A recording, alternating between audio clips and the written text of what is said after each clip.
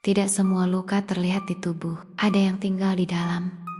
Diam-diam tumbuh seperti duri dalam dada. Guts telah berjalan jauh melintasi medan perang. Desa yang hilang dan keheningan yang lebih bising dari pertempuran. Tapi ada satu tempat yang belum pernah ia kunjungi lagi. Masa lalunya sendiri. Di tepi sebuah hutan, ia menemukan reruntuhan kamp lama. Di sanalah semuanya dimulai. Tenda-tenda telah membusuk, senjata berkarat, dan tanahnya masih menyimpan jejak darah lama. Dan di sana, seseorang menunggunya. Seorang pria tua. Punggung membungkuk, mata tajam. Nama yang pernah ia hapus dari ingatannya, Donovan. Dulu, pria ini adalah bagian dari pasukan bayaran yang membesarkannya. Tapi bukan sebagai ayah, bukan juga pelindung. Hanya satu dari banyak wajah yang menyimpan kegelapan yang tak terucap. Guts berhenti beberapa langkah dari pria itu.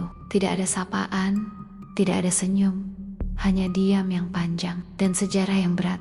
Donovan bicara duluan, suaranya bergetar. Entah oleh usia atau rasa bersalah. Aku kira kau sudah mati. Guts tak menjawab. Tangannya tak menyentuh pedang, tapi sorot matanya lebih tajam dari bilah manapun. Aku tak datang untuk membunuhmu, katanya pelan. Tapi jangan pikir aku datang untuk memaafkan. Luka lama bukan untuk dibalas dengan darah, tapi juga tidak untuk dilupakan. Donovan mencoba bicara tentang perang, tentang pilihan buruk, tentang siapa yang dulu dan siapa yang sekarang. Tapi Guts hanya mendengarkan.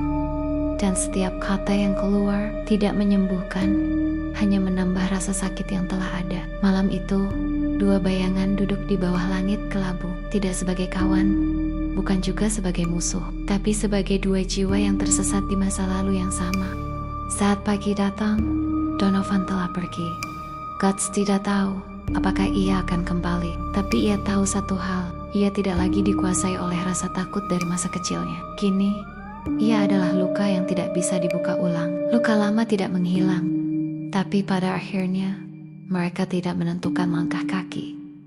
Guts berjalan kembali ke dunia, tidak lebih ringan, tapi lebih sadar.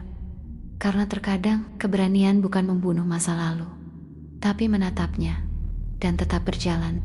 Horried, Untuk pertama kalinya, ia tidak merasa sendiri, bukan karena seseorang bersamanya, tapi karena ia menerima bahwa dirinya tetap hidup meski pernah hancur. Malam kadang tidak membawa tidur. Kadang ia membawa sesuatu yang jauh lebih buruk. Pikiran, ingatan, bayangan yang menolak pergi. Guts duduk di atas batu karang, jauh dari pemukiman manusia. Di hadapannya, api kecil berusaha bertahan dari angin malam, tapi bukan angin yang menggoyahkan ketenangannya, melainkan suara yang tidak datang dari luar, tapi dari dalam. Kau pikir kau sudah bebas? Ia bertanya, kepada dirinya sendiri atau kepada sesuatu yang hanya bisa ia dengar. Suara itu tidak punya wajah, tapi ia tahu suara itu berasal dari dalam dirinya, bagian yang terbentuk dari luka, dari kehilangan, dari pengkhianatan brutal. Suara itu tidak pernah berkedip. Dalam pikirannya, ia melihat sosok bersayap hitam. Wajahnya tidak jelas, tapi matanya selalu terbuka, memandang, menilai, menyalahkan. Kau hidup karena membunuh. Kau kuat karena kehilangan. Tapi apakah itu hidup? Guts berdiri. Matanya menatap kegelapan, tangan gemetar. Tapi bukan karena takut, melainkan karena marah. Bukan pada dunia, tapi pada dirinya sendiri.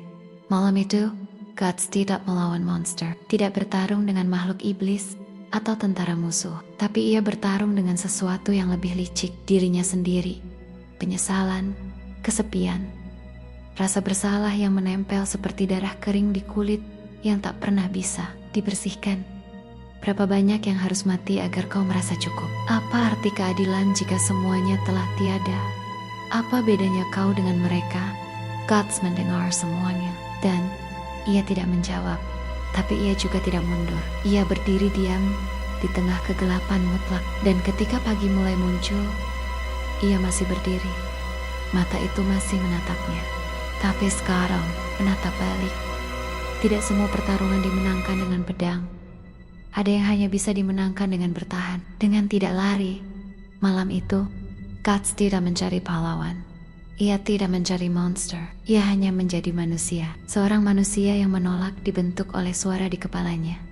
Untuk pertama kalinya, ia tahu meski luka-lukanya belum sembuh, ia masih hidup. Dan itu cukup. Mata yang tak berkedip akan selalu ada. Tapi Sakura, Guts tahu ia bisa berkedip. Ia bisa memilih untuk tetap melihat ke depan. Api selalu meninggalkan bekas, tapi ada api yang membakar tanpa henti. Api itu adalah dendam.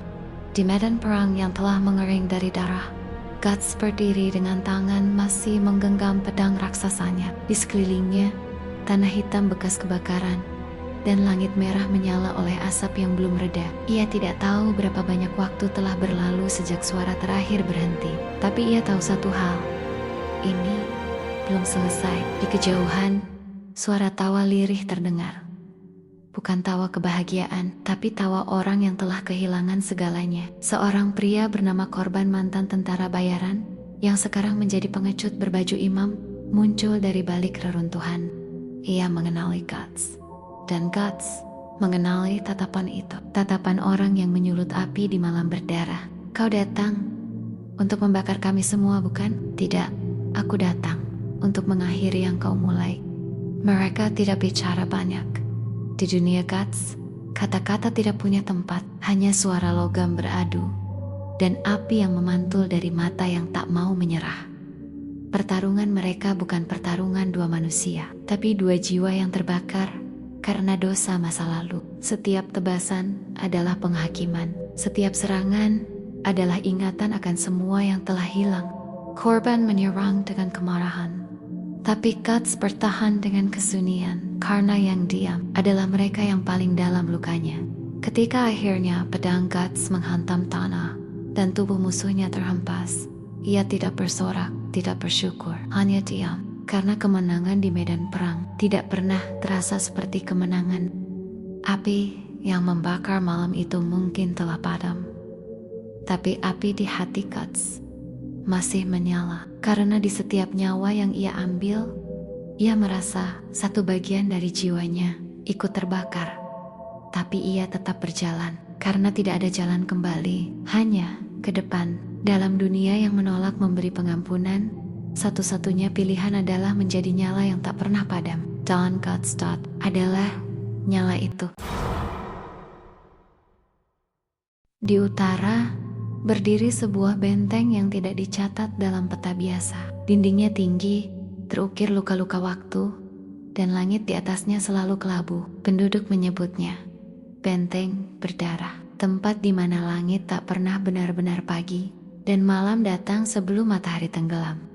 Guts berdiri di depan gerbang batu itu, ditemani bayangannya sendiri. Di dalam benteng ini, katanya, bersemayam kekuatan yang tidak berasal dari dunia manusia. Disinilah, katanya, misteri pengkhianatan brutal yang menghancurkan masa lalunya akan terjawab. Tapi semua yang masuk ke sana tak pernah kembali dengan jiwa yang utuh. Langkah pertama memasuki benteng itu seperti menembus batas antara dunia nyata dan mimpi buruk. Cahaya remang dari obor menari di dinding batu. Udara lembab, dan tiap langkah terasa seperti membangunkan sesuatu yang seharusnya tetap tertidur. Di ruang bawah tanahnya, simbol-simbol kuno tergurat dalam darah kering. Suara lirih berbisik di udara. Jangan percaya pada daging, percaya pada kehampaan. Guts tidak datang untuk percaya. Ia datang untuk menghancurkan. Tapi yang ia temukan bukan hanya makhluk yang dilupakan sejarah, melainkan ingatan. Di sudut ruangan tergelap, ia melihat simbol yang sama dengan yang pernah tergurat di tubuhnya. Simbol kutukan, simbol malam berdarah itu. Tiba-tiba, udara berubah. Sosok berjubah muncul dari bayang-bayang, dan dari balik kain hitam, suara berat terdengar. Akhirnya, sang pedang hitam datang untuk mengukir jalannya dalam sejarah kegelapan. Guts tidak menjawab. Pedangnya yang menjawab lebih dulu. Pertempuran dalam benteng itu bukan sekadar adu kekuatan, tapi benturan dua dunia. Dunia manusia yang terluka, dan dunia kegelapan mutlak yang ingin merampas segalanya. Setiap gerakan, setiap hantaman adalah pertaruhan jiwa. Tapi Guts telah kehilangan terlalu banyak untuk takut kehilangan lagi. Ketika pedangnya menancap di jantung kebohongan itu, benteng berdarah mulai runtuh. Tapi suara dari bawah tanah yang lebih dalam dari ruang manapun masih memanggil namanya. Guts, kau belum selesai. Di reruntuhan benteng yang terbakar lambat, Guts berjalan keluar, tapi matanya menyimpan sesuatu yang baru. Sebuah kebenaran yang lebih gelap dari apapun yang pernah ia bayangkan. Perjalanan belum selesai. Kegelapan mutlak baru saja membuka matanya. Setelah reruntuhan membungkam jeritan batu dan langit menutup luka-luka malam berdarah, Guts melangkah menuju utara, di mana kabar tentang seorang Tuhan yang hidup dalam penderitaan menyebar seperti kutukan. Mereka menyebutnya yang terluka, yang tak bisa mati, yang menangis tanpa suara. Di atas gunung beku, berdiri sebuah biara tua, tempat para pendosa terakhir membisikkan doa yang tak pernah dijawab. Disinilah Guts menemukan pelindungnya sendiri dan musuh terbesarnya. Karena dalam sunyi biara itu, bukan hanya doa yang bersemayam, tapi juga rasa bersalah yang membatu. Di dalam altar retak, sosok duduk dalam keheningan. Wajahnya tersembunyi di balik kain putih. Tubuhnya dibalut luka yang tak pernah sembuh. Dan dari mulutnya, hanya satu kalimat keluar. Aku adalah Tuhan yang dilupakan. Aku menciptakan dunia dan kemudian ditinggalkan olehnya. Guts tidak percaya pada Tuhan. Tidak sejak malam langit memerah dan dunia menertawakan kesedihannya. Tapi di hadapannya kini, bukan keyakinan yang diuji melainkan kebenaran. Bahwa bahkan Tuhan pun bisa jatuh, bisa terluka. Besar, sosok itu memperlihatkan masa lalu, dan Guts melihat dirinya sebagai bagian dari nubuatan lama. Seorang pembawa luka, bukan hanya pada tubuh, tapi pada garis takdir itu sendiri. Tapi untuk setiap pertanyaan, Sang Tuhan hanya menjawab, aku tak bisa menyelamatkanmu, tapi kau bisa menyelamatkan dirimu sendiri. Guts menolak takdir. Pedangnya bergetar, bukan karena takut, tapi karena kebenaran itu menyakitkan. Tidak ada yang akan datang menyelamatkannya. Tidak dari langit, tidak dari bumi, tidak dari surga atau neraka. Di ruang suci yang retak itu, ia menyatakan perang bukan pada makhluk, tapi pada narasi yang membelenggunya. Jika Tuhan pun bisa menangis, maka Guts akan menjadi badai yang membuat dunia mendengarnya. Biara itu runtuh bukan karena kekuatan, tapi karena kebenaran tak bisa ditahan selamanya. Dan saat salju mengubur altar terakhir, Guts berjalan lagi, tidak mencari Tuhan, tapi mencari akhir dari luka yang tak pernah berhenti menganga. Inilah kisah tentang manusia yang menolak disembah, tapi dipaksa untuk menjadi simbol tentang luka yang tidak pernah sembuh, tapi juga tidak dibiarkan membusuk. Tentang Tuhan yang terluka dan manusia yang terus melawan. Kota itu tidak pernah muncul di peta. Ia bersembunyi di celah antara pegunungan, ditutupi kabut yang tak kunjung sirna. Mereka menyebutnya Farol, tempat di mana bayangan memiliki nama, dan dinding-dinding bisa berbisik. Guts tiba di kota itu karena bisikan para pengungsi yang menyebutkan tempat persembunyian para pendosa yang luput dari keadilan. Tapi saat ia menjejakkan kaki, ia merasa seolah sedang diawasi oleh dirinya sendiri. Lorong-lorong kota Farol tidak mengikuti logika. Jalan bisa berubah arah, pintu bisa berpindah, dan di setiap belokan ada cermin yang tidak memantulkan wajahmu melainkan ingatanmu. Di kota ini, yang mengejarmu bukan musuh, tapi penyesalan. Guts mulai melihat bayangan dirinya lebih muda, lebih lemah, lebih marah. Seolah kota itu membelah waktunya menjadi fragmen. Ia bertarung dengan kenangan, bukan makhluk. Dan setiap pertarungan menyakitkan. Karena luka dari masa lalu tidak bisa ditangkis dengan pedang. Di pusat kota, berdiri menara waktu. Di puncaknya ruang tak berdinding, dan di dalamnya, seorang wanita menunggu. Ia mengenal Guts, tapi Guts tidak mengenalnya. Aku adalah apa yang kau lupakan. katanya. Aku adalah bayangan yang kau tinggalkan agar bisa terus berjalan. Kota Farel mulai runtuh, bukan karena perang, tapi karena Guts menolak menunduk pada luka lamanya. Ia tidak akan menjadi budak dari kenangan. Ia tidak akan membiarkan dirinya ditarik mundur oleh rasa bersalah. Dalam satu ayunan, ia menghancurkan menara waktu, dan dengan itu, seluruh kota ikut hancur dalam gema yang tak terdengar oleh dunia nyata. Saat ia berjalan meninggalkan Farel, hanya satu hal yang tersisa. Kesadaran bahwa ia tidak bisa lari dari masa lalu. Tapi ia juga tidak harus tunduk padanya. Ia bisa berdamai dalam bentuknya sendiri. Kota itu hilang, seperti kenangan yang perlahan memudar, tapi jejaknya tetap tertanam di hati seorang pejuang. Guts berjalan lagi ke arah berikutnya, ke arah takdir yang belum selesai menggigit. Padang itu tak punya nama, hanya dikenal sebagai tempat di mana matahari tidak memberi kehangatan dan darah lebih cepat menguap daripada air. Pasirnya merah bukan karena tanah, tetapi karena kenangan. Guts berjalan melewati gurun itu bukan karena ia tahu kemana harus pergi, tetapi karena satu-satunya pilihan adalah terus maju. Di balik badai pasir yang menusuk kulit, ia melihat bayangan pasukan yang seharusnya sudah lama mati. Tapi mereka berdiri, bersenjata, menunggu, dan Guts tahu, ini bukan sekadar musuh biasa. Ini adalah medan perang, ciptaan pikirannya sendiri. Setiap musuh memiliki wajah dari masa lalu. Teman seperjuangan yang telah gugur, prajurit yang pernah ia bunuh, bahkan Gambino yang menatapnya dari balik topeng kebencian. Kenapa kau masih hidup? Apa yang kau cari, anak kutukan?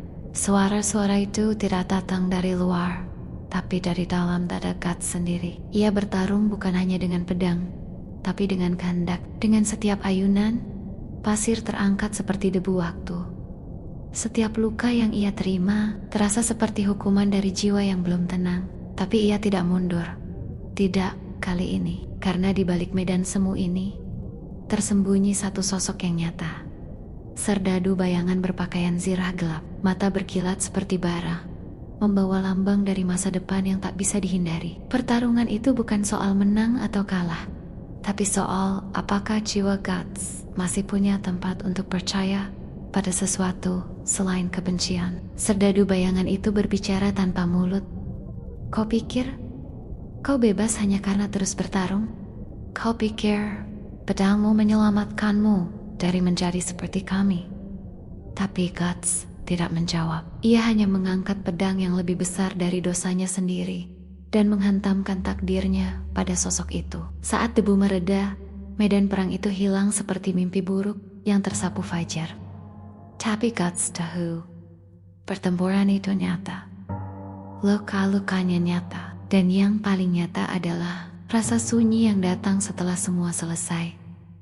Ia menatap langit merah di atas gurun, tidak mencari jawaban, hanya menantikan langkah berikutnya, karena bahkan darah pun akan mengering, tapi pedang akan selalu siap di genggamannya. Inilah gurun di mana harapan terkubur dan kehendak diuji. Tapi Guts bertahan, dan karena itu cerita ini belum selesai. Malam turun tanpa bintang. Seolah langit pun enggan menyaksikan apa yang akan terjadi. Guts berjalan melewati reruntuhan gereja tua. Dindingnya patah, atapnya runtuh, tapi lonceng kecil di ujung menara masih menggantung. Diam, menunggu waktu yang sudah lewat berabad-abad.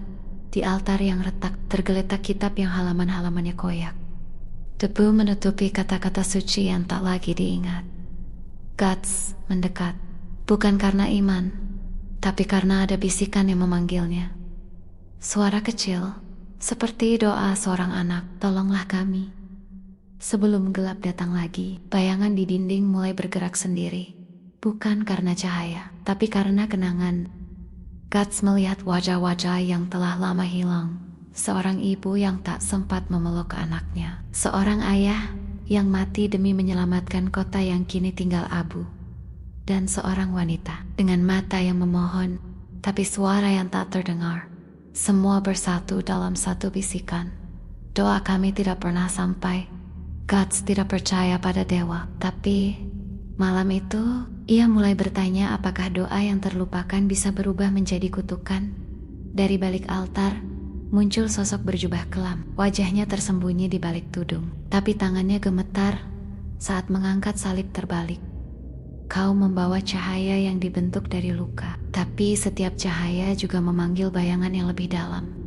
Guts merasakan pedangnya berat, bukan karena logamnya, tapi karena jiwa. Jiwa yang bergelayut padanya seperti rantai tak terlihat. Gereja itu runtuh dalam bisikan, tapi suara-suara itu tetap terdengar. Doa yang terputus tidak hilang. Ia hanya berubah menjadi dendam. Guts berlutut sejenak, bukan untuk berdoa, tapi untuk mendengar.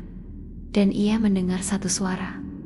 Jika kau terus berjalan, kau akan menemukan jawaban, tapi jawaban itu akan menghancurkanmu. Di luar reruntuhan, malam tetap gelap. Tapi di dada Guts, sesuatu mulai menyala. Bukan harapan, tapi keyakinan bahwa bahkan doa yang tak selesai bisa menjadi alasan untuk melawan. Gereja itu telah mati, tapi suaranya belum. Dan saat Guts berjalan menjauh, bayangannya memanjang, menyerupai salib terbalik di tanah yang retak. Doa yang terputus tidak pernah benar-benar diam. Ia hanya menunggu seseorang yang cukup terluka untuk mendengarnya. Ada malam-malam di mana tidur tidak datang, bukan karena tubuh menolak, tapi karena pikiran menahan setiap kedipan mata. Guts sudah terbiasa. Ia tidur dengan mata terbuka, tidak karena ia tidak mengantuk, tapi karena dunia di balik kelopak matanya lebih mengerikan dari dunia nyata. Mata Guts tidak hanya melihat dunia ini, ia mulai melihat retakan-retakan yang menganga, seperti luka di langit realitas. Di dalamnya bergerak sesuatu, mata lain mengawasinya, menertawakannya. Apakah itu bayangan dari masa lalu atau masa depan yang belum terjadi? Tidak ada yang tahu. Tapi tiap kali ia memejamkan mata, ia melihat satu sosok setengah manusia ilusi tersenyum di balik kabut berduri. Dan dari mulut sosok itu keluar satu kalimat, "Kau tidak sedang bermimpi, Guts. Kau sedang dilihat hari berganti." Tapi rasa kantuk tidak pernah datang. Ia bertarung dalam keheningan, bukan dengan pedang, tapi dengan pikirannya sendiri. Ia menatap cermin air, dan matanya tidak berkedip. Bayangannya menyeringai berbeda dari dirinya. Satu mata gelap, satu lagi menyala merah. Siapa aku sebenarnya? Pick your guts. Apakah aku masih manusia atau hanya wadah dari semua kegelapan yang kutelan bertahun-tahun? Malam itu, ia kehilangan waktu. Detik-detik berlari seperti bayangan. Ia tidak tahu kapan ia duduk, tidak tahu kapan ia berdiri, tapi tahu-tahu tangannya sudah menggenggam pedang, bukan karena ancaman datang dari luar, tapi karena sesuatu dari dalam dirinya sendiri mulai berbisik, "Jika kau tidak membunuh, maka kau akan dibunuh." Dan suara itu memakai suaranya sendiri. Ia berlari keluar gua, tempat ia berlindung. Langit terbuka seperti luka robek, bintang-bintang jatuh, tapi tak bersinar. Dari khayalan, ia melihat api membentuk simbol yang hanya muncul dalam mimpinya. Simbol pengkhianatan brutal, simbol perjanjian yang tak pernah ia buat. Dan dari balik cahaya api itu muncul makhluk bermata 1000. Setiap mata adalah satu wajah dari masa lalunya. Ia tidak bisa menutup mata, karena jika ia menutupnya, semua itu akan berada di dalam kepalanya dan tidak akan pernah pergi. Guts akhirnya menyadari mata yang tidak bisa tidur bukan karena ia terjaga, tapi karena dunia tidak pernah membiarkannya tertidur. Dunia tahu, jika Guts tidur, mungkin dunia itu sendiri akan hancur. Maka ia tetap terjaga dengan pandangan tajam yang tak mengenal belas kasihan, menantang siapapun atau apapun yang berani menyentuh sisi terakhir dari kewarasannya. Dan di malam yang sunyi, hanya satu suara yang terdengar, "Guts, buka matamu, kami belum selesai." Di ambang dunia yang pernah ia kenal, Guts berdiri seorang diri. Di hadapannya, reruntuhan. Di belakangnya, bayangan masa lalu yang tak pernah padam. Ia tidak tahu apakah ini akhir atau hanya awal dari sesuatu yang lebih mengerikan. Tapi satu hal pasti, segala yang ia ketahui telah hancur. Dunia, seperti dirinya, telah kehilangan bentuk aslinya. Matahari tidak lagi terbit sepenuhnya. Cahayanya redup, seperti malu menerangi dunia yang telah dinodai terlalu dalam. Guts melangkah di antara bayangan. Tidak ada teman, tidak ada bendera, tidak ada perintah, hanya kehendak untuk terus maju, meski dunia telah menolaknya. Di kejauhan, ia melihat sisa-sisa peradaban, menara yang terbakar, jembatan yang runtuh, dan simbol-simbol tua yang bergetar di udara, seperti roh yang tak tenang. Guts bukan lagi hanya manusia. Ia adalah pertanyaan yang belum dijawab. Ia adalah doa yang terputus di tengah pengucapan. Pedangnya berat, lebih berat dari sebelumnya. Karena kini, bukan hanya baja yang ia bawa, tapi semua nama, semua wajah, semua harapan yang pernah ia gagal lindungi. Dunia yang tersisa bukan tempat bagi pahlawan, bukan juga tempat bagi monster.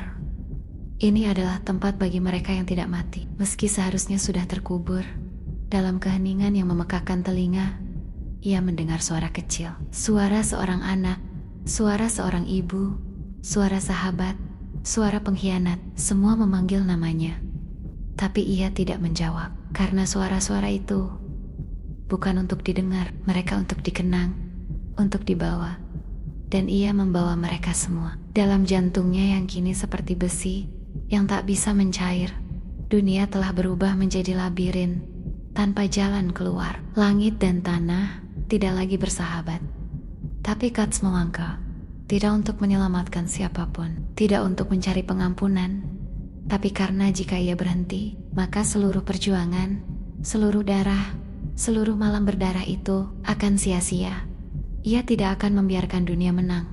Tidak hari ini, di horizon, muncul siluet baru, sosok besar, bersayap, mata merah menyala. Ia tahu, ini bukan akhir, ini hanya gerbang. Gerbang menuju babak yang lebih gelap, lebih dalam, lebih penuh dengan penderitaan. Tapi ia siap, karena Guts tidak lagi takut akan kegelapan. Ia telah menjadi bagiannya. Maka berakhirlah satu bagian dari kisah ini, bukan dengan kemenangan, bukan dengan kekalahan, tapi dengan keputusan untuk terus berjalan, dengan mata terbuka, pedang terhunus, dan hati yang tak akan tunduk. Dunia yang tersisa akan belajar mengenal nama itu, Guts, bukan sebagai legenda, tapi sebagai mimpi buruk terakhir dari dunia yang pernah ia lindungi. Terima kasih telah mengikuti cerita ini dari narasi gelap Berserk Jalan Pedang Hitam. Jangan lupa like, comment, dan subscribe.